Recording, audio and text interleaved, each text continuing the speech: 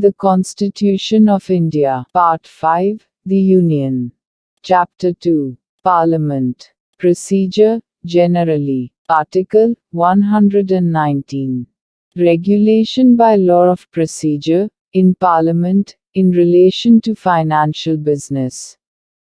Parliament may, for the purpose of the timely completion of financial business, regulate by law the procedure of, and the conduct of business in, each House of Parliament, in relation to any financial matter, or, to any bill for the appropriation of monies, out of the Consolidated Fund of India, and, if in so far as any provision of any law so made is, inconsistent with any rule made by a House of Parliament under Clause 1, of Article 118, or with any rule, or standing order, having effect in relation to Parliament under Clause 2, of that article, such provision shall prevail.